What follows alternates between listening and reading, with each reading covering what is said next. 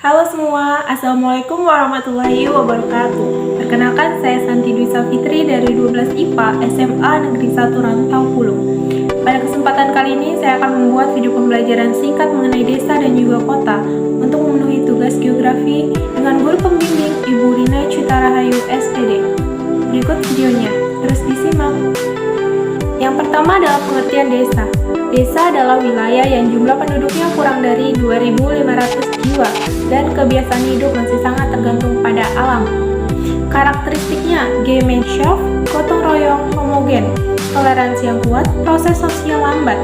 Pengertian kota, kota adalah jaringan kehidupan manusia dengan tingkat kepadatan penduduk yang tinggi dan sosial ekonomi heterogen. Karakteristiknya, Gesellschaft, individualisme, materialistis, toleransi rendah, heterogen, dan kesenjangan sosial. Suatu daerah bisa kita sebut sebagai desa kalau punya unsur.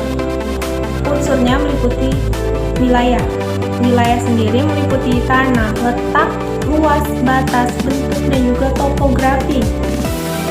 Yang kedua, penduduk. Penduduk meliputi jumlah, kepadatan, persebaran, dan mata pencarian. Tata kehidupan meliputi sifat gotong royong, adat istiadat, tradisi, aturan, dan norma. Unsur-unsur kota antara lain unsur-unsur fisik yang meliputi kesuburan tanah, iklim, cuaca, dan lain-lain. Unsur sosial yaitu merupakan hubungan yang menimbulkan keserasian dan ketenangan antar penduduk. Unsur ekonomi yang meliputi semua fasilitas atau sarana yang mendukung kegiatan ekonomi, misalnya pasar, toko, dan lain-lain. Unsur budaya, yaitu budaya atau seni yang bisa membawa corak di kehidupan masyarakat kota, misalnya gaya hidup. Ciri fisik desa. 1. Kehidupan masyarakat dengan alam dilihat dari aktivitas mata pencahariannya masih sangat erat. Kedua, permukiman penduduk tidak padat, jumlah penduduk sedikit tidak sebanding dengan luas lahan, sehingga permukiman hanya terlihat menempati sebagian kecil di seluruh wilayah desa. Ketiga, sedikitnya jenis sarana transportasi. Hal ini dipengaruhi oleh bentuk muka bumi dan kondisi prasarana transportasi. Jumlah penduduknya yang sedikit. Yang keempat, sebagian besar pola penggunaan tanah digunakan untuk kegiatan pertanian. Ciri-ciri fisik kota. 1. Memiliki gedung pusat pemerintahan. Pusat pemerintahan suatu kota ditandai dengan gedung-gedung pemerintahan yang besar dan tinggi. Bangunan tidak hanya dibangun satu lantai, tetapi dua lantai bahkan lebih. 2. Kota-kota di Pulau Jawa memiliki alun-alun di dekat pusat pemerintahannya. Kebanyakan berasal dari pusat pemerintahan kerajaan atau di bawahnya. Setiap pusat kota memiliki alun-alun yang pada masa lampau memiliki banyak fungsi. Ketiga, memiliki banyak sarana perekonomian seperti pasar tradisional, pasar modern, dan kawasan pertokoan yang muncul di tempat lain. Keempat, memiliki lahan tempat parkir. Banyak kendaraan melintas di kota setiap hari. Ruas jalan di jalan padat digunakan untuk parkir hingga timbul kesemrawutan. 5. Banyak terdapat kompleks perumahan seperti perumahan elit, perumahan kelas menengah, apartemen, perumahan umum, dan rumah susun. Juga terdapat beberapa rumah kumuh. Ciri masyarakat desa secara umum. Kehidupan masyarakat masih sangat erat dengan alam. Pertanian sangat tergantung pada musim. Desa merupakan kesatuan sosial dan kesatuan kerja. Struktur perekonomian bersifat agraris. Hubungan antar masyarakat masih berdasarkan ikatan kekeluargaan yang erat atau Gemeinschaft. Perkembangan sosial relatif lambat dan kontrol sosial ditentukan oleh moral dan hukum informal. Norma agama dan hukum adat masih sangat kuat. Ciri masyarakat kota. Hubungan sosial yang bersifat Gesellschaft memiliki segresi peruangan. Norma keagamaan tidak terlalu ketat. Penduduk memiliki sifat individualisme serta egois. Masyarakat kota memiliki pandangan hidup lebih rasional jika dibandingkan dengan masyarakat desa. Klasifikasi desa. Berdasarkan perkembangannya, desa dibagi menjadi 3 bagian, yaitu desa swadaya. Desa swadaya adalah desa yang bisa dianggap sebagai desa yang masih sangat tertinggal. Penduduk desa yang cenderung masih primitif dan terisolir dari daerah luar. Di desa ini, masyarakatnya masih tetap menjalankan kebiasaan-kebiasaan nenek moyang.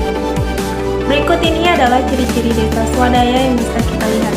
Daerahnya terisolir atau tertutup, penduduknya sedikit, mata pencariannya homogen yang bersifat agraris.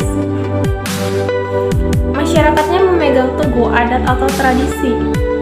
Hubungan personal masih sangat erat.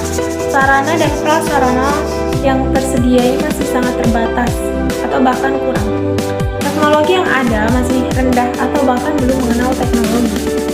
Yang kedua, desa swakarya. Desa dalam klasifikasi ini satu tingkat lebih maju dibandingkan dengan desa swadaya.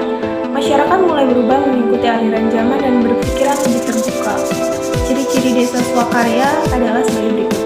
Tidak terikat dengan adat secara penuh, terbuka dengan pengaruh dari luar daerah, adanya sarana pendidikan, kesehatan, perekonomian, dan prasarana penunjang lainnya. Teknologi sudah mulai digunakan masyarakat. Akses menuju daerah lain lebih mudah. Lapangan pekerjaan yang tersedia mulai beragam. Yang ketiga, desa swasembada. Desa swasembada biasa disebut sebagai desa maju atau berkembang. Masyarakat desa ini sudah mampu memanfaatkan dan mengembangkan sumber daya yang ada atau kegiatan pembangunan desa. Ciri-ciri desa swasembada antara lain adalah biasanya berlokasi tidak jauh dari kota atau kecamatan. Penduduknya mulai padat. Masyarakatnya sudah tidak terikat oleh adat. Memiliki fasilitas yang memadai dan lebih maju. Masyarakat yang lebih kreatif dan berpikir kritis. Aktifnya masyarakat berpartisipasi dalam kegiatan pembangunan. Klasifikasi kota. Dilihat dari jumlah penduduknya, kota memiliki 5 klasifikasi yang terbagi dalam: yang pertama, kota kecil, memiliki jumlah penduduk 20.000 hingga 50 jiwa. Kota sedang memiliki jumlah penduduk 50.000 hingga 100.000 jiwa. Kota besar memiliki jumlah penduduk 100.000 hingga 1 juta jiwa. Selanjutnya, kota metropolitan memiliki jumlah penduduk 1 hingga 5 juta jiwa. Yang terakhir adalah kota megapolitan, memiliki jumlah penduduk lebih dari 5 juta jiwa. Oke, next, yang selanjutnya adalah fungsi desa. Ada 2 fungsi desa, yakni sebagai pendukung kota: sumber pangan, bahan mentah, tenaga kerja, pusat industri, dan lainnya. Dan pemerintahan terendah, yaitu tugasnya menjalankan kebijakan yang sudah digariskan oleh pemerintahan di atasnya. Lanjut, fungsi kota. Ada beberapa fungsi kota, diantaranya sebagai pusat industri, pusat perdagangan, pusat rekreasi, dan pusat kesehatan, serta pusat pemerintahan.